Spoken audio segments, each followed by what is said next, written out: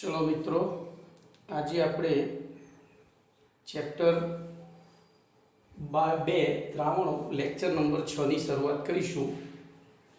Lecture number 5 માં આપણે છેલ્લે રાઉલ્ટના નિયમની ચર્ચા ઉપર આવ્યા હતા। રાઉલ્ટનો નિયમ પહેલા તો શું છે એ સમજી લઈએ। તો રાઉલ્ટનો નિયમ દ્રાવણનું બાષ્પ દબાણ સમજાવતા નિયમો છે। હવે બાષ્પ દબાણ કયું દ્રાવણ દર્શાવે? તો આપણી પાસે ત્રણ પ્રકારના દ્રાવણ છે: ઘન દ્રાવણ, પ્રવાહી દ્રાવણ અને વાયુ દ્રાવણ। પણ એમાંથી બાષ્પ દબાણ ફક્ત અને ફક્ત પ્રવાહી દ્રાવણ જ દર્શાવે। પ્રવાહી દ્રાવણના પાછા ત્રણ પ્રકાર છે, બરોબર? પ્રવાહીમાં ઘન, પ્રવાહીમાં પ્રવાહી અને પ્રવાહીમાં વાયુ। આમ પ્રવાહી દ્રાવણના પણ ત્રણ પ્રકાર છે। તો રાઉલ્ટના નિયમના પણ ત્રણ પ્રકાર થશે, એટલે કે રાઉલ્ટનો નિયમ ત્રણ રીતે રજૂ કરવામાં આવે છે। પહેલું, પ્રવાહીમાં પ્રવાહી દ્રાવણ। હવે આપણે એ શબ્દનો ઉપયોગ ન કરતા ત્યાં એવું લખીએ છીએ: દ્રાવ્ય અને દ્રાવક બંને બાષ્પશીલ હોય। બાષ્પશીલ કોઈ પણ પદાર્થ ક્યારે હોય? જો પ્રવાહી અવસ્થા ધરાવતો હોય તો દ્રાવ્ય અને દ્રાવક બંને બાષ્પશીલ હોય તેવા દ્રાવણ માટે રાઉલ્ટનો નિયમ। એવી રીતે બાષ્પશીલ દ્રાવકમાં અબાષ્પશીલ દ્રાવ્ય પદાર્થ હોય તેવા દ્રાવણ। હવે બાષ્પશીલ દ્રાવક એટલે પ્રવાહી દ્રાવક થયો, અને અબાષ્પશીલ દ્રાવ્ય એટલે ઘન થયું। અને ત્રીજું, બાષ્પશીલ દ્રાવકમાં વાયુ દ્રાવ્ય ધરાવતા દ્રાવણો માટે રાઉલ્ટનો નિયમ। આમ રાઉલ્ટના ત્રણ નિયમો થાય છે। કયા ત્રણ? તો આપણે ચોપડી પ્રમાણે અથવા તો પેમ્ફલેટ પ્રમાણે જઈએ તો સૌથી પહેલો તમને આપ્યો છે દ્રાવ્ય અને દ્રાવક બંને બાષ્પશીલ હોય તેવા દ્રાવણ માટે એવા દ્રાવણનું બાષ્પ દબાણ સમજાવતો રાઉલ્ટનો નિયમ।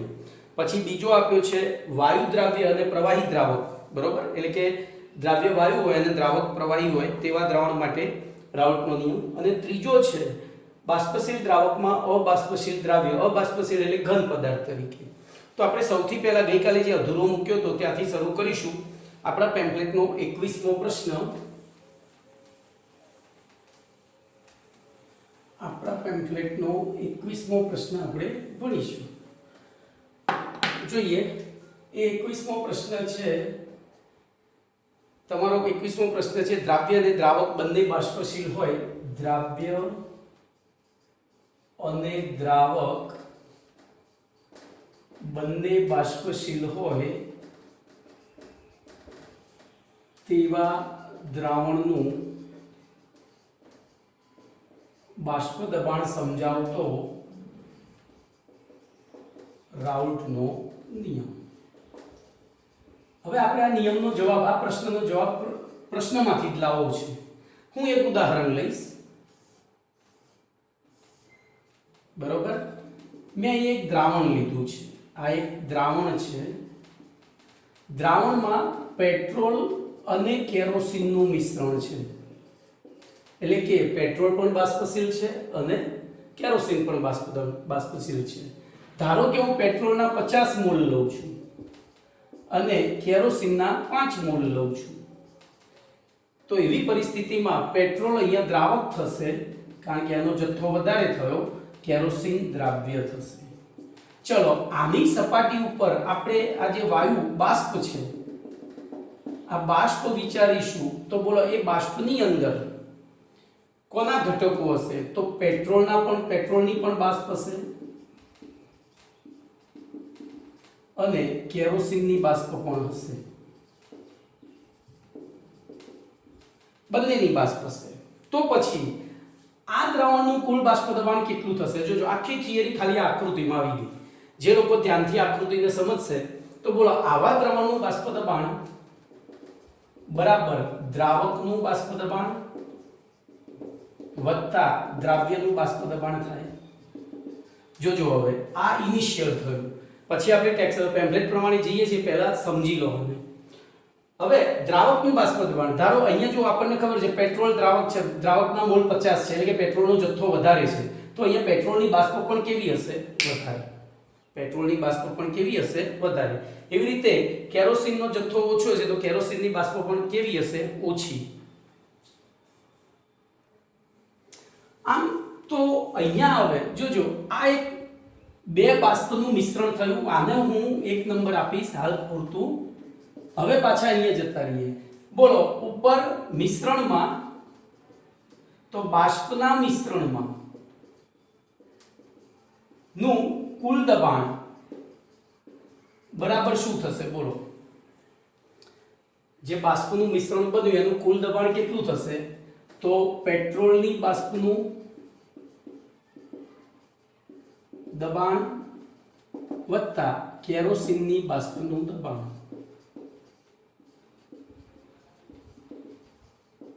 હવે આ બે બાષ્પ છે, બે વાયુઓ છે, એટલે રાઉટનો નિયમ થઈ ગયો. તો હું અહીંયા P ટોટલ બરાબર શું લખી શકું? તો PP, PP એટલે પેટ્રોલની બાષ્પનું બાષ્પ દબાણ વત્તા PK એટલે કે કેરોસીનનું બાષ્પ દબાણ. બરોબર. હવે રાઉટ અને ડાલ્ટનનો જ નિયમ છે, તો ડાલ્ટનના નિયમ અનુસાર શું થાય?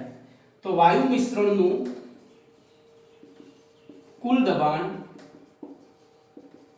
તેમાંના ઘટક વાયુઓના આંશિક દબાણના સરવાળા બરાબર હોય છે.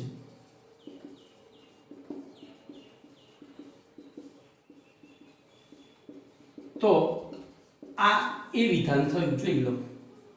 હવે ડાલ્ટનનો એક બીજો નિયમ પણ આપણે ભણી ગયા ચોથા પાઠમાં 11મા ધોરણમાં, કે વાયુ મિશ્રણમાં કોઈ એક ઘટકનું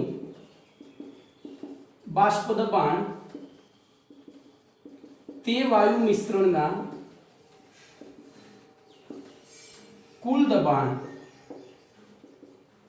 અને તે વાયુ મિશ્રણમાં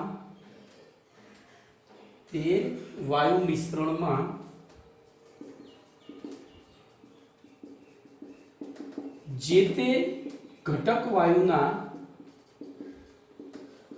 મોલ અંશના ગુણાકાર બરાબર હોય છે. બરોબર, ગુણાકાર બરાબર હોય છે. એટલે જોજો અહીંયા હું PP, હવે જો કોઈ બોર્ડ નાનું પડશે એટલે ઉપર જતો રહીશ. તેથી PP બરાબર શું લખાશે? તો P ટોટલ એટલે કે વાયુ મિશ્રણનું કુલ દબાણ અને XP લખાય ગુણ્યા XP એટલે કે પેટ્રોલનો મોલ અંશ. એવી રીતે બોલો PK બરાબર શું લખાશે? તે જ પ્રમાણે બોલો PK બરાબર શું લખાશે? તો PK બરાબર P ટોટલ ઇન્ટુ XK લખાશે. અને હવે આ મૂલ્યો અહીંયા મૂકી દઈએ તો આપણને નવું સમીકરણ, તેથી આવા દ્રાવણનું બાષ્પ દબાણ બરાબર બોલો શું લખાય? આ દ્રાવણની વાત કરું છું તો એની જગ્યાએ લખીએ P total into XP plus P total into XK લખી શકાય. બરોબર. હવે આના ઉપરથી જે MCQ મળે છે, થિયરી પૂરી થઈ ગઈ છે. આ થિયરી મેં તમને સમજણ પડે એ રીતે ઉદાહરણ આપીને ચલાવીશ, પેમ્ફલેટ પ્રમાણે નથી ચલાવી. હવે પેમ્ફલેટ પ્રમાણે ચલાવીશ. તો જોઈએ આપણે ટેક્સ્ટબુક પ્રમાણે અથવા તો પેમ્ફલેટ પ્રમાણે જઈએ તો સૌથી પહેલો પરિચય આપવો પડશે. સૌથી પહેલા પરિચયમાં બહુ લાંબુ નામ યાદ ના રહે, નામ થોડું ઓકવર્ડ છે. ડાલ્ટન એનું ટૂંકું નામ છે. પૂરું નામ છે તો ફ્રાન્કોઇસ માર્ટે રાઉલ્ટ. પૂરું નામ છે ફ્રાન્કોઇસ માર્ટે રાઉલ્ટ નામના ફ્રેન્ચ વૈજ્ઞાનિકે બાષ્પશીલ દ્રાવકમાં બાષ્પશીલ દ્રાવ્ય ઓગળેલો હોય તેવા દ્રાવણનું બાષ્પ દબાણ સમજાવતો એક નિયમ આપ્યો, જેને રાઉલ્ટનો નિયમ કહે છે. આ નિયમ નીચે પ્રમાણે છે. હવે નિયમ લખી દઈએ. નિયમ આપણે હાલ તારવી દીધો છે, તો નિયમ લખીશું. દ્રાવ્ય અને દ્રાવક બંને બાષ્પશીલ હોય તેવા દ્રાવણનું કુલ બાષ્પ દબાણ તેમાં રહેલા ઘટક પ્રવાહીઓના એટલે કે ઘટક પ્રવાહીઓના આંશિક બાષ્પ દબાણના સરવાળા બરાબર હોય છે. બરોબર, એ તો નિયમ થયો. પણ એમાં હવે આ જ નિયમ આપણી ચોપડીમાં ઊંધી રીતે આપ્યો છે. તો એમાં એવું લખ્યું છે કે બાષ્પશીલ દ્રાવ્ય અને બાષ્પશીલ પ્રવાહી દ્રાવકના મિશ્રણ દ્વારા બનતા પ્રવાહી દ્રાવણના બાષ્પ દબાણમાં દરેક બાષ્પશીલ ઘટકનું બાષ્પ દબાણ જે તે પદાર્થના મોલ અંશના સમપ્રમાણમાં, મેં અહીંયા છેલ્લે તારવ્યું હતું, ખબર છે, રાઉટના નિયમનો ઉપયોગ કર્યો તો. દાખલા તરીકે pk બરાબર આપણે શું લખ્યું, તો p total into xk લખ્યું હતું. p total અચળ વસ્તુ છે, એનો મતલબ pk ચલે છે શું થયું, xk. એવી રીતે pp ચલે છે શું થયું, xp. તો આપણે આ વિધાન લખવાનું છે. ફરીથી હું વિધાન બોલું છું. દ્રાવ્ય અને દ્રાવક બંને પ્રવાહી હોય તેવા દ્રાવણના બાષ્પ દબાણમાં કોઈ એક ઘટકનું આંશિક બાષ્પ દબાણ તેના મોલ અંશના સમપ્રમાણમાં હોય છે. બોલો, કમ્પ્લીટ. હવે આપણે આગળ જઈશું. તો આગળ જઈએ તો અહીંયા બાષ્પ દબાણ P1, ધારો કે આપણે બે ઘટકો લઈએ, દ્રાવક અને દ્રાવ્ય. તો દ્રાવક અને દ્રાવ્ય માટે આપણને ખબર છે, દ્રાવક દ્રાવ્ય. બોલો, આના બાષ્પ દબાણ અને મોલ અંશની સંજ્ઞા આપણે લેવી હોય તો શું લઈએ, તો દ્રાવક છે એટલે આપણને ખબર છે P ની પાછળ 1 લાગશે, દ્રાવ્યમાં P2 લાગશે, અહીંયા x1 અહીંયા x2 લાગે, બરોબર. તો આપણે સૌથી પહેલા આવા દ્રાવણમાં દ્રાવકનું બાષ્પ દબાણ લઈએ. બોલો, આ દ્રાવકનું બાષ્પ દબાણ શું થશે, તો P1 બરાબર P10. આ P10 એટલે એની શુદ્ધ અવસ્થામાં બાષ્પ દબાણ છે, ઇન્ટુ x1. ચલો, એવી રીતે દ્રાવ્યનું બાષ્પ દબાણ બરાબર P2 બરાબર P20 ઇન્ટુ x2, અને તેથી P total, બોલો, P total બરાબર શું થાય, P1 પ્લસ P2 થાય. અહીંયા ધ્યાન રાખજો, આપણે જે આકૃતિ દોરી હતી એ જ, અહીંયા બાષ્પના જે અણુઓ છે, તો આ P total બરાબર શું થશે, અહીંયા 1 ને 2 છે, તો P total બરાબર P1 પ્લસ P2 થાય. પણ P1 અને P2 શું છે, નિયમ પ્રમાણે, તો અહીંયા મૂકી દઈએ, તો P10 into x1 plus P20 into x2. હવે અહીંયા ધ્યાન રાખજો, પરંતુ આપણે જાણીએ છીએ કે x1 પ્લસ x2 બરાબર તો શું થાય, 1. x1 પ્લસ x2 બરાબર શું થાય, 1. તો હું અહીંયા તેથી x1 બરાબર 1 માઈનસ x2 લખું, તો x1 બરાબર 1 માઈનસ x2 લખું, તો હવે આ કિંમતો અહીંયા મૂકું, તેથી બોલો P total બરાબર શું થશે, તો P total બરાબર P1 ની જગ્યાએ મારે શું લખવાનું, P1 into x1, પણ x1 ની જગ્યાએ લખવાનું તો P10 કૌંસમાં 1 માઈનસ x2 વત્તા P20 into x2. ચલો, આ થઈ ગયું P10 minus P10 into x2 plus P20 into x2. બોલો, આમાં x2 કોમન નીકળે તો P10, બરોબર. હું પ્લસ જ કોમન કાઢીશ કે ચોપડી પ્રમાણે જોવા જોઈએ, હા પ્લસ કે માઈનસ બે કાઢી, આપણે પ્લસ કાઢીશું, પ્લસ કોમન કાઢીશું તો આ શું થશે, આ પહેલું લઈ લઈએ તો P20 minus P10 into x2 થાય. તો આ થયું તમારું રાઉટના નિયમનું સમીકરણ. આના ઉપરથી દાખલા પૂછાય છે, બરોબર, આના ઉપરથી દાખલા પૂછાય છે. આ સમીકરણમાં ભલભલા વિદ્યાર્થીઓ ભૂલ કરી બેસે છે, કેમ, તો નંબર આવે છે 1 2 1 2. તો જોજો, હવે આ સમીકરણમાં હું હવે બાજુમાં તમને આ સમીકરણ સાચું છે, જે ચોપડી નથી આપ્યું બીજું એક સમીકરણ જોઈએ, એ પણ સાચું છે, બરોબર. તો ચલો, મેં અહીંયા x1 બરાબર 1 માઈનસ x2 લીધું, એની જગ્યાએ x2 બરાબર 1 માઈનસ x1 લઉં તો આ સમીકરણમાં, તેથી P total બરાબર શું થશે, બોલો. તો P total બરાબર મારે કોની જગ્યાએ, x2 ની જગ્યાએ મૂલ્ય લેવાનું, તો પહેલું તેમને મૂકી દીધું P10 into x1 plus P20 in bracket minus 1 minus x1. ચલો, વિસ્તરણ કર્યું, P10 into x1 plus P20 minus P20 into x1. ચલો, P20 ને આગળ લાવી દીધો, બરોબર, plus P10 into x1 minus P20 into x1. x1 ને કોમન કાઢી લીધો તો P20 પ્લસ, બોલો, કૌંસમાં શું થશે, P10 minus P20 કૌંસની બહાર x1. બોલો, અહીંયા તમને કંઈક દેખાય છે, તો આ બે સૂત્રો સાચા છે, આ બે સૂત્રો, આ સૂત્ર પણ સાચું છે, આ પણ સાચું છે. ચોપડીમાં આપણને આપ્યું છે, ચોપડીમાં નથી આપ્યું, તો એ બંને મિક્સ ના થાય એ માટે આપણે શું કરવું, તો એના માટે આ રીતે યાદ રાખવાનું, P total બરાબર પહેલા તો 3P અને છેલ્લે x. જો અહીંયા પણ 3P અને છેલ્લે x છે, 12 લખો અથવા 21 લખો, ધ્યાનથી જોજો, 12 લખો અથવા 21 લખો, નહીતર 101% તમારું. તો પાછળ જે ક્રમ આપવાનો છે, દાખલા તરીકે હું અહીંયા ફરી ઉપર લખું તો આપણે શું યાદ રાખવાનું છે, આપણે આ રીતે p ટોટલ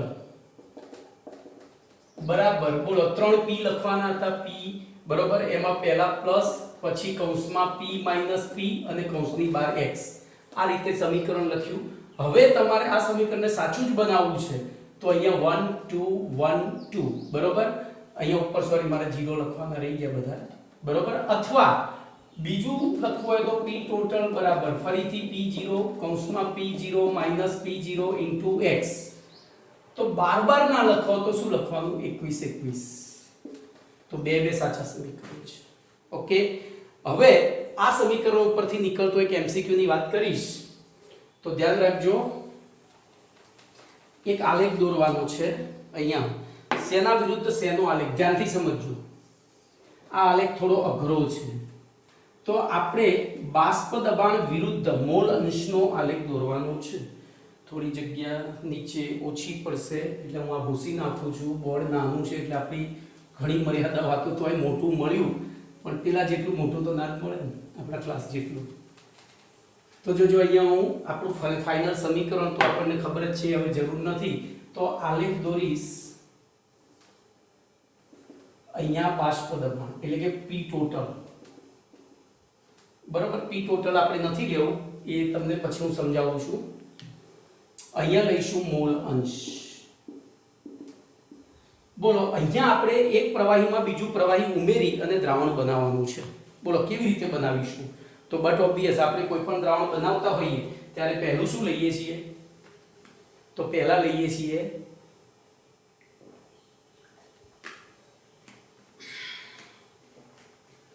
દ્રાવક.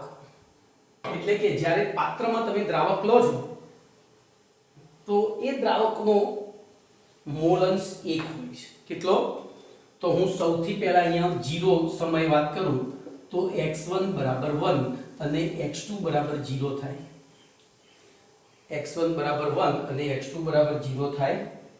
હવે એટલે કે મેં ધ્યાન રાખજો, અહીંયા હું ઉદાહરણ લઉં તો મેં અહીંયા પહેલા 1 નંબર જ લીધો છે, 1 નંબર એટલે દ્રાવક લીધો છે. હવે એમાં ધીમે ધીમે ટીપે 2 નંબર ઉમેરું છું. 2 નંબર એટલે દ્રાવ્ય. બોલો શું થશે સમયની સાથે, તો આમ જઈશું એમ x1 એટલે કે દ્રાવકનો મોલ અંશ શું થતો જશે, ઘટતો જશે. અહીંયા પહોંચ્યા ધારો કે x1 = 0 થઈ ગયો આ બિંદુએ. કેમ, ઘટતો એકદમ 0 તો નહીં થાય પણ બહુ જ, એટલે આપણે એને 0 ધારી લઈએ. તો એની સાથે સાથે આ શું થશે, તો વધશે, તો x2 = 1. હવે ધ્યાનથી આલેખ સમજજો. બોલો, શરૂઆતમાં આપણે ફક્ત લીધું હતું દ્રાવક, એ વખતે જે બાષ્પ દબાણ હશે એ કોનું હશે, તો અહીંયા આપણે લખીશું P1 0. શુદ્ધ અવસ્થામાં 0 એટલે શુદ્ધ અવસ્થામાં દ્રાવકનું બાષ્પ દબાણ બરોબર. હવે અહીંયા આપણને ખબર છે કે દ્રાવક કરતા આપણે એવું ધારી લઈએ, દ્રાવક કરતા દ્રાવ્ય વધુ બાષ્પશીલ છે. ધ્યાનથી જોજો, બે આલેખ દોરીશ, દ્રાવક કરતા દ્રાવ્ય વધુ બાષ્પશીલ છે. બોલો, જેમ જેમ હું આ દ્રાવકની અંદર દ્રાવ્ય ઉમેરતો જઈશ એમ શું થતું જશે, તો આનો મોલંશ વધતો જાય છે એટલે આનો મોલંશ એટલે કે દ્રાવકનો મોલંશ ઘટતો જાય. આપણે હાલ ભણી ગયા હતા P1 = P1 0 * x1. x1 ઘટતો જાય છે, આમ જેમ x1 ઘટતો જાય છે તો બાષ્પ દબાણ શું થશે, ઘટતું જશે. તો આ આપણને શેનો આલેખ મળ્યો, તો આ આલેખ મળ્યો P1 = P1 0 * x1 એટલે કે દ્રાવકનો. ચલો હવે એની અંદર આપણે ઉમેરતા જઈએ છીએ દ્રાવ્ય. જેમ જેમ દ્રાવ્ય ઉમેરતા જઈએ એટલે કે P2 બરાબર શું થશે, P2 0 * x2. પણ અહીંયા x2 વધતો જાય છે, વધતો જાય છે. બોલો, વધતો જશે તો શું થશે, તો એ હવે જો આપણે એ પણ લખ્યું છે દ્રાવક કરતા દ્રાવ્ય વધુ બાષ્પશીલ છે એટલે શું થશે, અહીંથી જેમ જેમ આનો મોલંશ વધતો જશે x2 વધતો જશે, P2 વધતો જશે બરોબર. હવે અહીંયા જ્યાં એનો મોલંશ 1 થઈ જાય છે, એ વખતનું બાષ્પ દબાણ આ રહ્યું આપણે લઈએ તો એ P2 થઈ ગયું, P2 0 સોરી, કારણ કે મોલ અંશ 1 હોય ત્યારે P કેટલો થઈ જાય, આ 1 હોય ત્યારે P2 કેટલો થઈ જાય, P0, તો આ P2 0. બોલો આ શેનો આલેખ મળ્યો, તો P2 બરાબર P2 0 x2. હવે આ બે પીક પોઈન્ટને આપણે જોડીએ, આ બે પીક પોઈન્ટને જોડીએ અને જે વસ્તુ મળે એને કહેવાય P ટોટલ, એટલે કે દ્રાવણનું બાષ્પ દબાણ P1 P2. બોલો કમ્પ્લીટ આલેખ દોરતા આ ખાસ ખબર પડવી જોઈએ. અહીંયા આપણે શું કરીએ છીએ, બોલો તો શું કરીએ છીએ, પાત્રમાં પહેલું દ્રાવક લઈ, એટલે દ્રાવક લઈએ ત્યારે દ્રાવકનો મોલ અંશ 1 હોય શરૂઆતના શૂન્ય સમયે. જેમ જેમ એની અંદર દ્રાવ્ય ઉમેરતા જઈએ એનો મોલ અંશ ઘટતો જાય અને દ્રાવ્યનો મોલ અંશ વધતો જાય. તો શરૂઆતના સમયે જે બાષ્પ દબાણ હશે, અહીંયા જે બાષ્પના અણુઓ હશે કોના હશે, ફક્ત દ્રાવકના. તો એ સમયની સાથે એનો મોલ અંશ ઘટતો જાય છે, એટલે ઘટતું જશે છેલ્લે 0. તો આ જે આલેખ આપણે દોર્યો એ શેનો થયો, દ્રાવક માટે P1 બરાબર P1 0 x1. સાથે સાથે હવે શું થશે, તો જેમ જેમ તમે દ્રાવ્ય પદાર્થ ઉમેરતા જાઓ છો એમ એનો મોલ અંશ વધતો જાય છે, x2 વધતો જાય છે, તો P2 વધતો જશે અને ફાઇનલી x1 બરાબર 1 થશે ત્યારે P2 0 બરાબર P2, એટલે આ થઈ જશે. તો આ P2, આ શેનો આલેખ મળ્યો, P2 નો. હવે આપણે આ બે પીક પોઈન્ટને જોડી દઈશું તો અહીંયા જે આલેખ મળ્યો એ શેનો મળ્યો, તો દ્રાવણના બાષ્પ દબાણનો. અહીંયા જે તે મોલ અંશે તમે એને અહીંયા લંબ દોરો તો આપણને એ વખતે દ્રાવક અને દ્રાવ્યના મોલ અંશ બતાવી દે. ચલો આ જ વસ્તુ આપણે ઊંધી વિચારીએ, દ્રાવક કરતા દ્રાવ્ય ઓછો બાષ્પશીલ છે, એટલે કે કોણ વધુ બાષ્પશીલ છે, દ્રાવક બાષ્પશીલ છે. તો અહીંયા હું લખી દઉં, અહીંયા જોજો આ મોલ અંશ અને દ્રાવક કરતા દ્રાવ્ય વધુ બાષ્પશીલ હોય ત્યારે, આ ક્યારે મળેલો આલેખ છે, તો જ્યારે દ્રાવક કરતા દ્રાવ્ય વધુ બાષ્પશીલ હોય ત્યારે. ચલો હવે એનાથી ઊંધું વિચારીએ. બોલો ઊંધું વિચારીએ એટલે ઘણા વિચારવું જ પડશે. ચલો આલેખ તમે વિચારતા થાઓ, હું અહીંયા દોરતો જઉં છું, એની સાથે તમે વિચારેલું સાચું છે કે ખોટું એ વિચારવાનું. બોલો અહીંયા 0 છે, x1 બરાબર 1 અને x2 બરાબર 0. બોલો સમયની સાથે શું થયું, તો અહીંયા x1 બરાબર 0 અને x2 બરાબર 1. આવું કેમ થયું એ ખબર પડી ગઈ, કારણ કે આપણે પાત્રમાં પહેલું લીધું હતું દ્રાવક. જ્યારે દ્રાવક લીધું શૂન્ય સમયે એટલે એની અંદર બીજું કંઈ જ મિશ્ર હતું નહીં, કંઈ જ મિશ્ર નહોતું, એનો મતલબ કે એનો મોલ અંશ 1 છે. પણ જેમ જેમ એની અંદર દ્રાવ્ય પદાર્થ ઉમેરતા ગયા એમ બે વસ્તુનું મિશ્રણ થયું એટલે દ્રાવ્યનો મોલ વધતો ગયો, દ્રાવકના મોલ એના જ રહે, પણ દ્રાવ્યના મોલ વધવાથી દ્રાવ્યના મોલ અંશ વધતા ગયા અને દ્રાવકના મોલ અંશ ઘટતા ગયા. અંતે એવું એક બિંદુ મળ્યું કે જ્યાં x1 બરાબર 0 થયું અને x2 બરાબર. હવે હું અહીંયા લખી દઉં છું, તો અહીંયા જતા બોલો આ મોલ અંશ શું થતો હતો, ઘટતો હતો, આ શું થતો હતો, વધતો હતો. આપણે એવું અહીંયા પણ લખી દઈએ, આ ઘટે છે, આ વધે છે. ચલો હવે અહીંયા હું લખીશ, અહીંયા દ્રાવક કરતા દ્રાવ્ય ઓછું બાષ્પશીલ છે. એનો મતલબ આપણે દ્રાવકનું બાષ્પ દબાણ વધારી લઈશું. આ થયું P1 0, શુદ્ધ દ્રાવકનું બાષ્પ દબાણ વધારે છે. બોલો જેમ જેમ એની અંદર આપણે દ્રાવ્ય પદાર્થ ઉમેરતા જઈશું એમ શું થશે, એનો મોલ અંશ ઘટતો જાય છે એટલે છેલ્લે ઘટતા અહીંયા શૂન્ય થાય. તો આ શેનો આલેખ મળ્યો, P1 બરાબર P1 0 x1. બરોબર. બોલો એની સાથે અહીંયા શું થશે, તો દ્રાવ્યનો મોલ અંશ વધતો જાય છે, તો એ વધતા અહીંયા પહોંચશે અને અહીંયા જ્યારે 1 થશે ત્યારે આ થઈ જશે P1 P2 0. કેમ, તો અહીંયા આપણને મળશે P2 બરાબર P2 0 x2. આ એક થઈ ગયો ત્યારે P2 0 અને P બે સરખા થઈ જાય. બરોબર.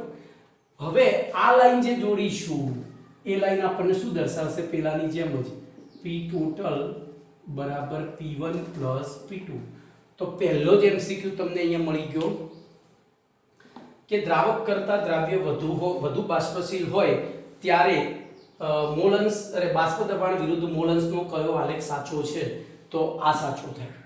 સમજો, આલેખ દોરેલા હશે ઓપ્શનમાં, બરોબર. ફરીથી દ્રાવક કરતા દ્રાવ્ય વધુ બાષ્પશીલ, દ્રાવક કરતા દ્રાવ્ય વધુ બાષ્પશીલ હોય એટલે દ્રાવકના મોલન્સ વખતે નીચે બાષ્પ દબાણ હોવું જોઈએ, દ્રાવ્યના મોલન્સ વખતે ઊંચું હોવું જોઈએ. એનાથી ઉલટું હવે મારે સમજાવવાની જરૂર રહેતી નથી. હવે આમાંથી મળતો એક એમસીક્યુ, એ પહેલા એ એમસીક્યુ ની ચર્ચા કરું એ પહેલા આ આલેખ ઉપરથી મળતા 3 વિધાનોની ચર્ચા કરવાની છે. તો જોઈએ, એમાં સૌથી પહેલું વિધાન છે, બોલો આ બાષ્પ દબાણ કયું બાષ્પ દબાણ થયું? તો દ્રાવણનું. બોલો એ દ્રાવણનું બાષ્પ દબાણ કોની ઉપર આધારિત છે? તો P1 અને P2 ઉપર. બોલો P1 શેની ઉપર આધારિત છે? તો X1 ઉપર. P2 શેની ઉપર આધારિત છે? તો X2. એનો મતલબ આપણે પહેલું વિધાન લખી શકીએ કે દ્રાવણનું કુલ બાષ્પ દબાણ એટલે દ્રાવ્ય અને દ્રાવક બંને પ્રવાહી હોય તેવા દ્રાવણનું કુલ બાષ્પ દબાણ તેમાંના કોઈ એક ઘટકના આંશિક બાષ્પ દબાણના સમપ્રમાણમાં હોય છે અથવા તો એના મોલન્સના સમપ્રમાણમાં હોય છે. ચોપડી પ્રમાણે મોલન્સ જીનિટ માટે આપણે આંશિક દબાણ પણ રાખી શકીશું. બોલો કમ્પ્લીટ. પછી બીજું, બંનેના સમપ્રમાણમાં હોય છે પણ આધાર કોઈ એક ઉપર રાખે છે. જોજો, તો અહીંયા બીજું વિધાન એવું લખ્યું છે કે દ્રાવ્ય અને દ્રાવક બંને બાષ્પશીલ હોય તેવા પ્રવાહી દ્રાવણનું બાષ્પ દબાણ જે તે ઘટકના શુદ્ધ અવસ્થામાં બાષ્પ દબાણ વધારે હોય તેવા ઘટકના, જોજો જેનું વધારે છે, આપણે એટલે બે આકૃતિ દોરી છે, જેનું વધારે છે બાષ્પ દબાણ શુદ્ધ અવસ્થામાં તેવા ઘટકના મોલ અંશમાં ફેરફાર સાથે રેખીય રીતે ફેરફાર પામે છે. એટલે કે જેનું બાષ્પ દબાણ વધારે છે એવા પદાર્થનો મોલ અંશ જેમ વધે છે એમ દ્રાવણનું બાષ્પ દબાણ વધે છે. બીજું વિધાન બહુ જ કોમ્પ્લિકેટેડ છે, સમજો. ચોપડી પ્રમાણે મેં લખ્યું છે, પછી સમજૂતી મેં કૌંસમાં આપી છે પેમ્પલેટમાં. શું કહ્યું છે એમાં? તો દ્રાવ્ય અને દ્રાવક બંને બાષ્પશીલ હોય તેવા દ્રાવણનું બાષ્પ દબાણ, બરોબર, જે એ પૈકીના, એ બે ઘટકો પૈકીના જે પદાર્થના એટલે કે જે પ્રવાહીની શુદ્ધ અવસ્થામાં બાષ્પ દબાણ વધુ હોય, તો અહીંયા દ્રાવકનું વધુ છે, જોઈ લો. તો એવા પદાર્થનો મોલન્સ જેમ વધે, મોલન્સ જેમ વધે એમ દ્રાવણનું બાષ્પ દબાણ વધે છે. તો બોલો છેલ્લું વિધાન શું લખાય? તો જેનું બાષ્પ દબાણ ઓછું હોય એનો મોલન્સ ઘટે તેમ બાષ્પ દબાણ વધે છે. જેનું બાષ્પ દબાણ શુદ્ધ અવસ્થામાં જેનું બાષ્પ દબાણ ઓછું હોય, આના કરતાં ઓછું છે, તો એનો મોલન્સ ઘટે, આમ જે એટલે ઘટે છે એમ દ્રાવણનું બાષ્પ દબાણ શું થાય છે? વધે છે. એ જ વસ્તુ તમે અહીંયા વિચારી શકો. બોલો આનું બાષ્પ દબાણ વધારે હતું તો એનું બાષ્પ દબાણ વધારે હતું તો એનું મોલન્સ ઘટતો ગયો, એનું પોતાનું મોલન્સ ઘટતો ગયો એમ બાષ્પ દબાણ ઘટતું ગયું. તો આપણે ઊંધું લખી શકીએ, એનું મોલન્સ વધતો જાય એમ બાષ્પ દબાણ વધતું જાય છે. એનાથી ઉલટું અહીંયા તો આનો મોલન્સ આની એટલે કે શુદ્ધ અવસ્થામાં બાષ્પ દબાણ ઓછું છે તો એનો મોલન્સ ઘટતો ગયો એમ બાષ્પ દબાણ શું થયું? વધતું ગયું. અથવા એનો મોલન્સ વધતો ગયો એમ બાષ્પ દબાણ ઘટતું ગયું. ઓકે. હવે આમાં છેલ્લે એક સૂત્ર છે આ આલેખ ઉપરથી, ડાલ્ટનના આંશિક દબાણના નિયમનું, જો કે મેં ઓલરેડી એ કહી દીધું છે, આ લખેલું જ છે, બરોબર. કોઈ એક ઘટકનું બાષ્પ દબાણ બરાબર તે ઘટકનું મોલન્સ અને શુદ્ધ અવસ્થામાં, અથવા તો આપણે બીજી રીતે આને P શોધવો છે. જોજો અહીંયા ધ્યાન રાખજો. હવે હું એક આકૃતિ આ ભૂસીને આપું છું.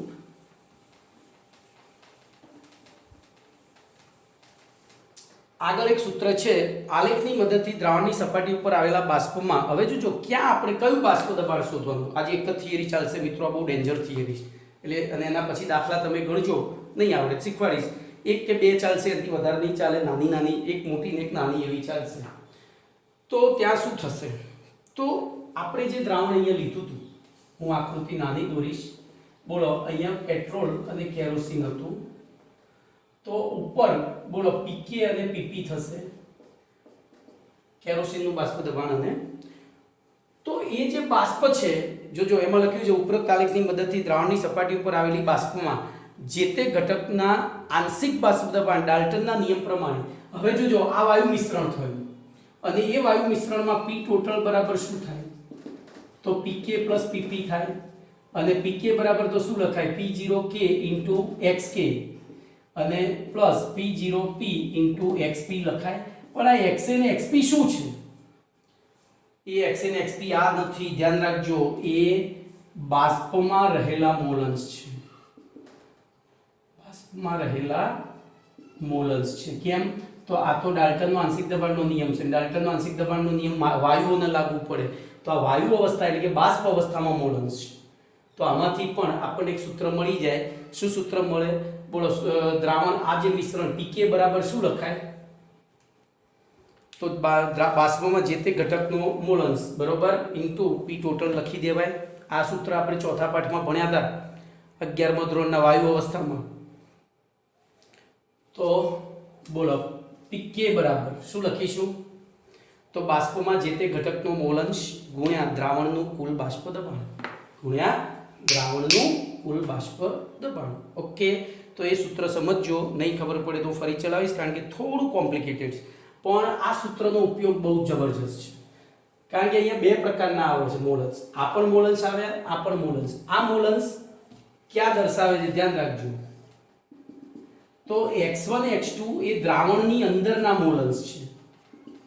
જ્યારે આ જે આપણે અહીંયા હું y લખીશ, આની જગ્યાએ ચોપડીમાં મેં એટલે જ y લખ્યો છે.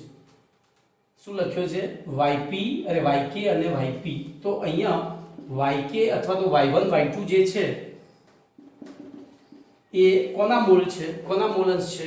તો બાષ્પ અવસ્થામાં મોલન્સ છે. શેમાં મોલન્સ છે? બાષ્પ અવસ્થામાં મોલન્સ છે. બોલો ક્લિયર? હવે એના પછી 3 દાખલા છે. એ દાખલા તમે ઘરેથી પ્રયત્ન કરજો, નહીંતર હું લાઈવ લેક્ચરમાં શીખવાડીશ કારણ કે એમાં લાઈવ જ હોવું જરૂરી છે. બરોબર?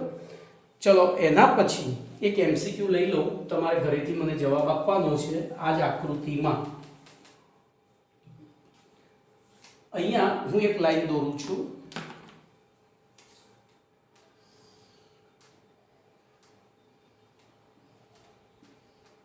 w x y અને z બરોબર. અને આમાંથી કયું વિધાન? આ આલેખ છે. તો આલેખ ઉપરથી નીચેના પૈકી કયું વિધાન સાચું છે? બરોબર. ઓપ્શન એ wz બરાબર wx, સોરી લખવામાં ભૂલ થાય છે, wx plus xz. Option B wz બરાબર xz plus yz. C wz બરાબર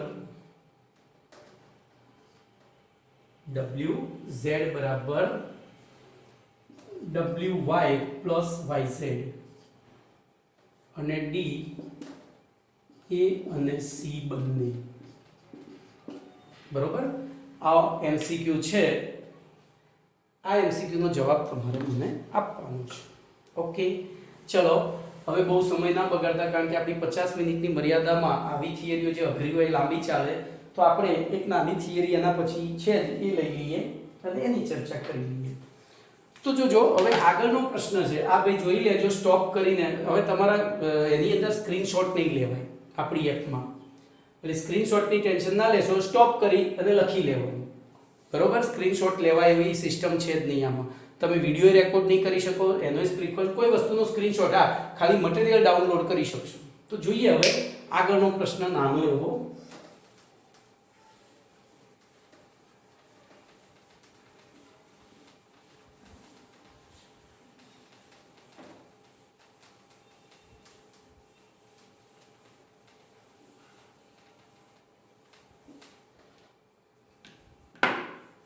હવે વાયુ દ્રાવ્ય, જોજો અહીંયા દ્રાવ્ય અને દ્રાવક બંને બાષ્પશીલ હતા.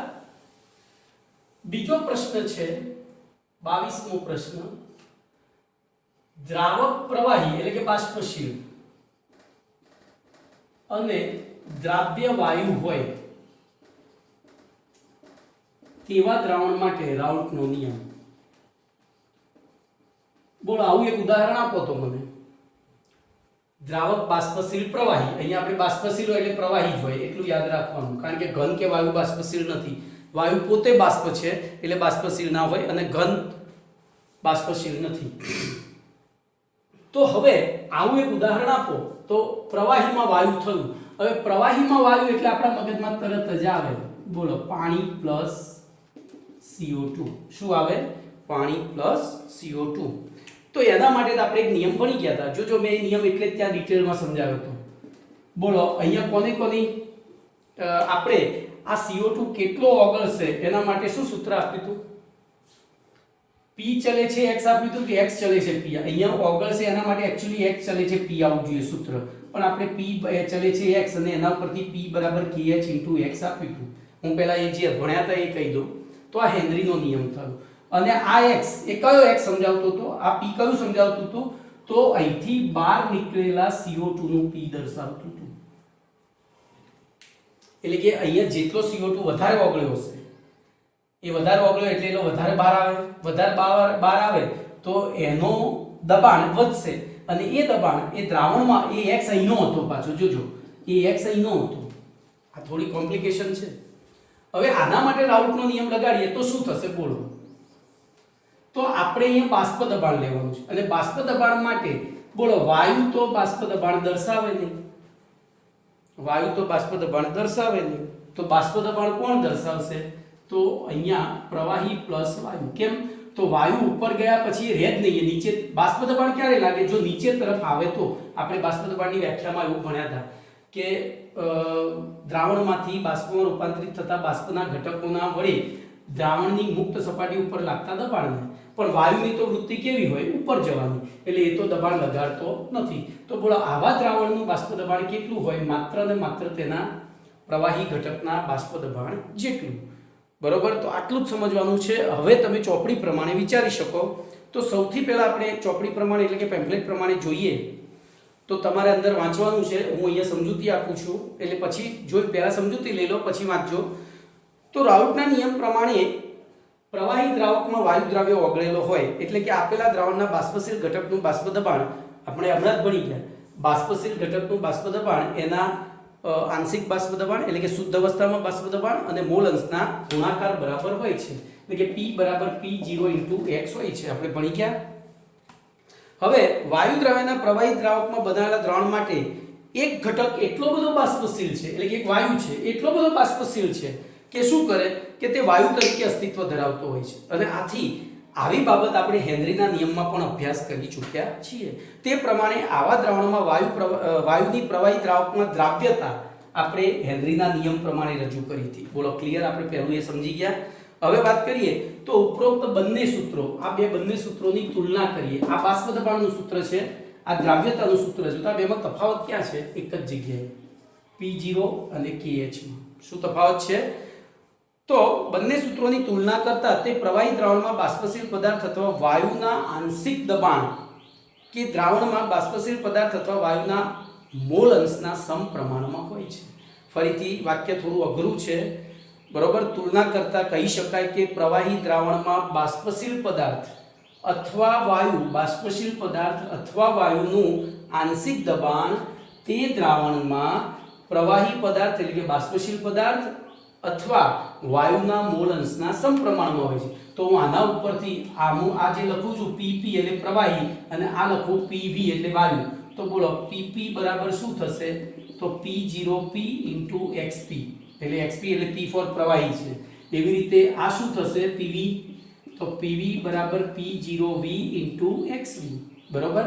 તો આ વિધાન છે. જોજો ફરીથી વાક્ય ઉપરોક્ત સૂત્રની આપણે બેની તુલના કરીએ તો એ તુલના ઉપરથી આપણે ખાલી બાષ્પ દબાણની સમજૂતી આપીએ. તો બોલો એ સમજૂતીમાં એવું કહી શકાય કે આવા પ્રવાહી દ્રાવણમાં બાષ્પશીલ પદાર્થ અથવા વાયુનું આંશિક દબાણ, બાષ્પશીલ પદાર્થ અથવા વાયુનું આંશિક દબાણ શું છે?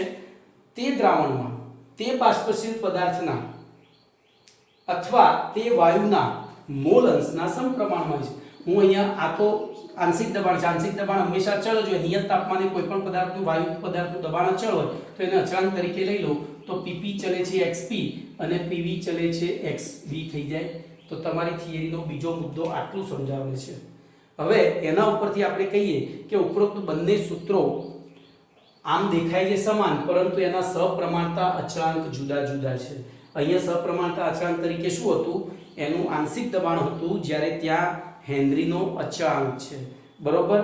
પણ હવે આ બંને જુદા જુદા હોય બરોબર, પણ તેમ છતાં જ્યારે એ બેના મૂલ્યો સમાન હોય ત્યારે શું થાય? તો ક્યારે સમાન હોય? બોલો કયા દ્રાવણો માટે આ બે સરખા હોય? એ એમસીક્યુ પૂછાય.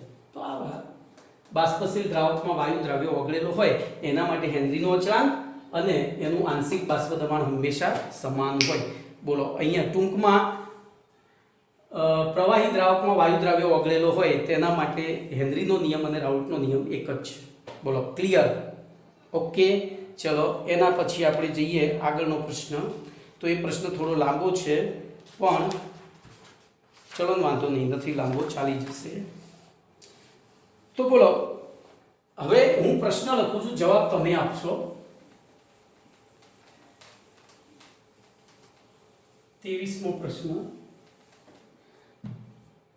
શુદ્ધ દ્રાવક બરોબર અને તેમાં ઘન પદાર્થ ઓગાળી બનાવેલા કે અબાષ્પશીલ ઘન પદાર્થ ઓગાળી બનાવેલા દ્રાવણનું બાષ્પ દબાણ એની તુલના કરવાની છે.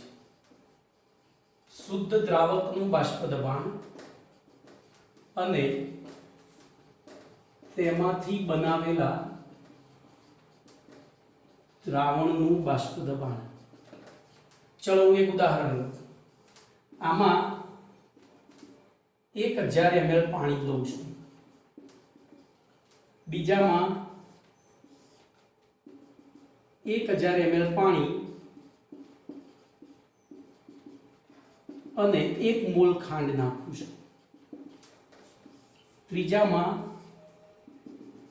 1000 ml પાણી અને 2 મોલ ખાંડ નાખું છું. બોલો શું થશે? હવે અહીંયા તમે વિચારો તો આ ત્રણેયની સપાટી ઉપર કોના અણુ હશે?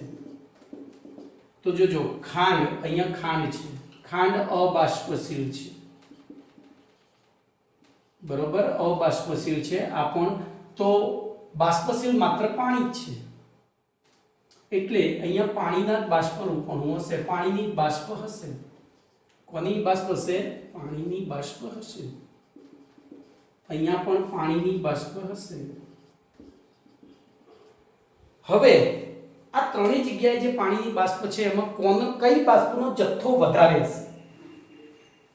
તો જો આપણને ખબર છે, આપણે આગળ ભણી ગયા છે, કોઈ પણ પદાર્થ આ ખાંડ પાણીમાં ઓગળે છે કેમ?